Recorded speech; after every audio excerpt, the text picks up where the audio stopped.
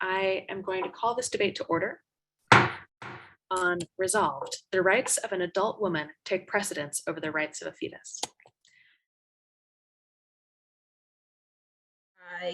I sit, in my happy, stable life where I'm married and have a small child, and I try to sit and embody, if I found out I was pregnant tomorrow in those circumstances, yes, I think of that as my child immediately, and I envision their future and all of these things.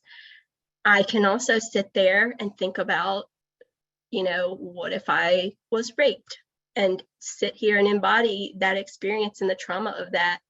And my mind goes completely to a different place. And that's such a hard thing to hold both of those thoughts and both of those concepts at once. And I feel like there's going to be tragic, difficult circumstances where we have to allow this to be legal. I can't impose my belief on someone else because I recognize that everyone's going to have a different place here.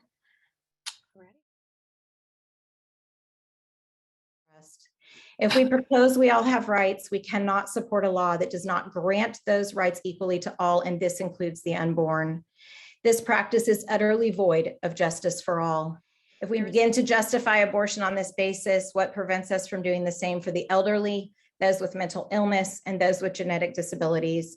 We must stop searching for terms or conditions to deny protection to the unborn or any human.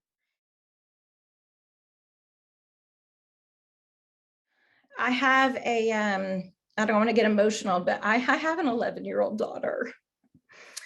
And I don't know what I would do in that situation. And that's just me being totally transparent and truthful.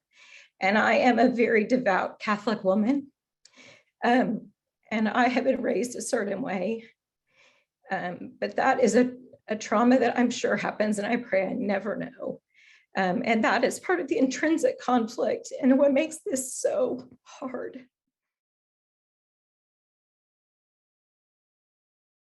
The baby had this extra piece of number 5 chromosome.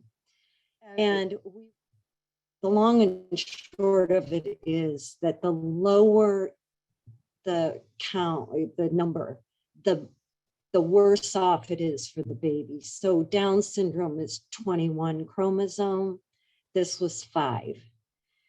And so Dan and I had to make a decision.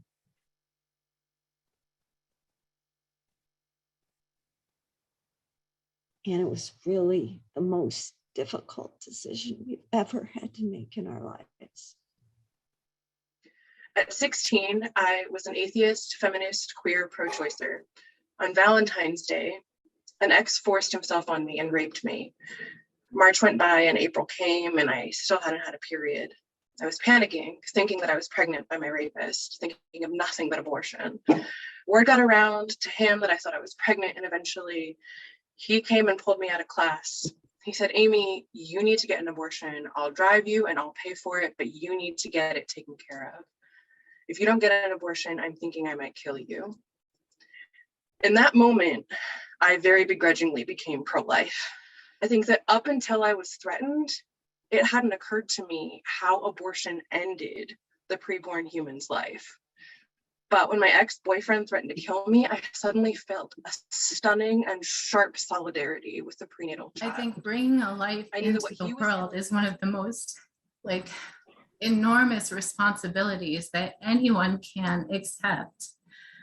And that the debate about rights, a woman's right to choose, I couldn't even vote. I wasn't even a legal adult. And my wonderful son and 2 grandchildren are here because I stood up to those who felt that abortion was the best choice in my situation. Formally. I want to put in a plug. And so, yeah, first of all, a huge round of jazz hands for us, for what we've just done, for everybody in this room. Yeah, lots of them. One I want to call out from the chat is someone said, "This is the bravest Braver Angels event I've ever experienced. And if Congress could hear all these voices, we would arrive in a much saner place." It's not a red-blue issue. It is highly nuanced with enormous shades of gray. I also learned in general that there's tremendous reverence for life on both sides of the debate. So thank you. what I learned more than anything is the incredible amount of nuance that's in this conversation that you do not get to see in the media. I have been floored this evening by what you all have had the courage to say and to share. And I, see, now I'm getting emotional. I just, it feels like a little taste of what our world could look like. And so I'm really, really grateful. I really want to say that, like, if this is what our country is made of, like, if this is what we can do, then we're going to be okay. And thank you, everybody, for being part of this.